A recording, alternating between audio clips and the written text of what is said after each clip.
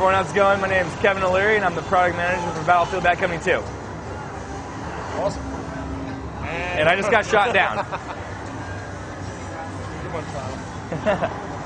Cool, so for anyone that hasn't been following the project, give us a bit of a top-line overview of it. Sure, so I mean Battlefield Battlefiled 2 came out earlier in March. Off to great success. We've sold over 5 million units worldwide, and so we're obviously very pleased with that. And had great success. We've been releasing pieces of content for players called VIP map packs, and now we're kind of ready to come out with our big digital expansion pack, and that's Battlefield Battlefiled 2 Vietnam. Cool, so what's changed? You can see obviously in the environment here, we are no longer in a modern day setting. I'm using an old school weapon, an old AK-47, and I'm playing with some teammates here who don't look like, they're in the modern day army. But it's still Battlefield Battlefiled 2 at the roots. And so at the end of the day, you're still getting that same great online experience that you're used to in the past. It's just a lot of new settings, weapons, vehicles, all that stuff has changed and been kind of backdated, if you will, not updated, to Vietnam era. So as you can see here, I'm using an old AK-47. We have some of our partner guys around us here. There's quite a few, there's quite a few bad guys around. Oh, finally get down. One of the cool things we've done, as you saw kind of as the opening intro, is we have a bunch of older vehicles. We have 6 of them to be exact. And one of them there, we'll go get it this time again, is my favorite, the Huey helicopter. And of course, Battlefield's always known for, the fantastic online gameplay, but vehicles always make a big part of that. As you saw, there's plenty of destruction still involved. So all those core tenets are still there. There's just a lot of new elements specifically for the Vietnam era. So you can see here I am in the Huey. We're gonna go. Maybe we're gonna go take the fight to the Viet Cong right here. I think I'm playing as. Oh, here we go. We got some. Somebody doesn't want you to. Yeah, someone doesn't want me to. So we're gonna come in hot in a second here.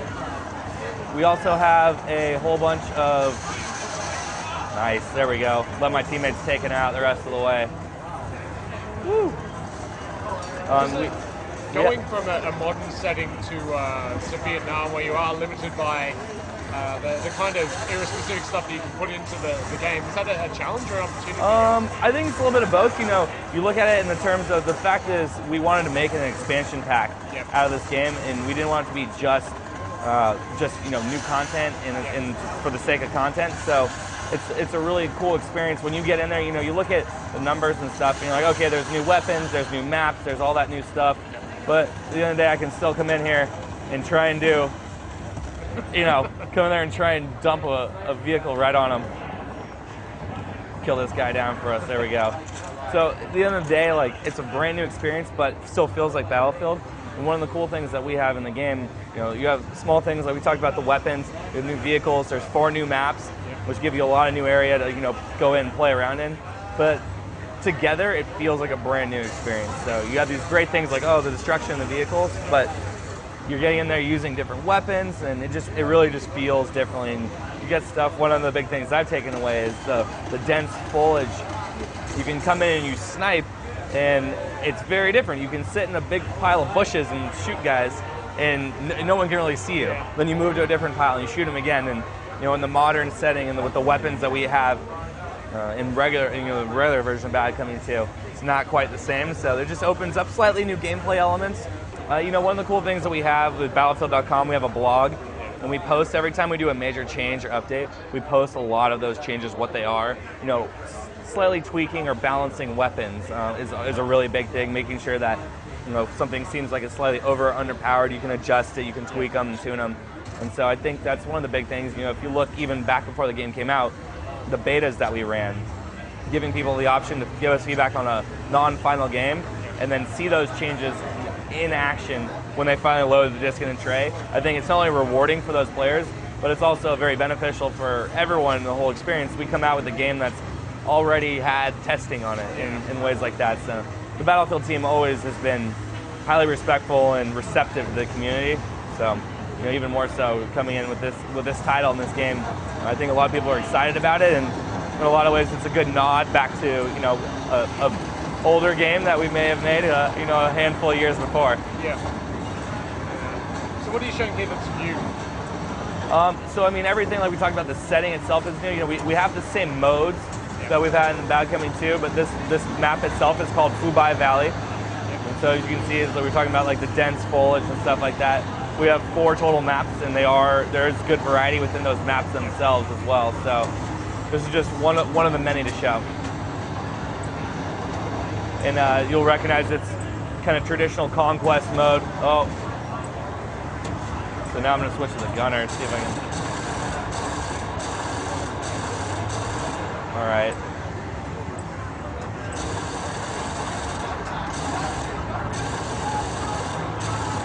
You can see like the vehicles are still like very centered in the game. I'm trying to take out this Huey helicopter from afar, and now I just overheated my gun.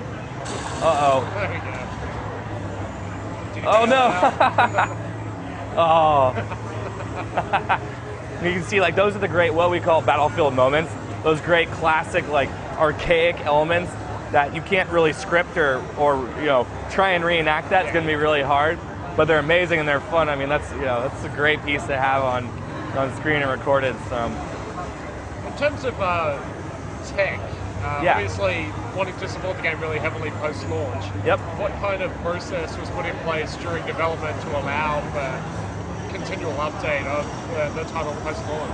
I mean, I think the first thing you're going to look at is what we did with the VIP map packs, and we rewarded a lot of our loyal customers, the guys that keep coming back, the ones that we know are going to be interested in the game, and we let them know that like, hey, all right, we're going to be giving you guys revised maps, like different modes that you played. For example, like Nelson Bay was a really cool map that people liked. And we opened it up to a different mode that you can now try it in a different scenario. And obviously, the difference between Conquest or Squad Deathmatch or Rush, there's, we make different modes for a reason, and so give people a good reason to come back and try new stuff.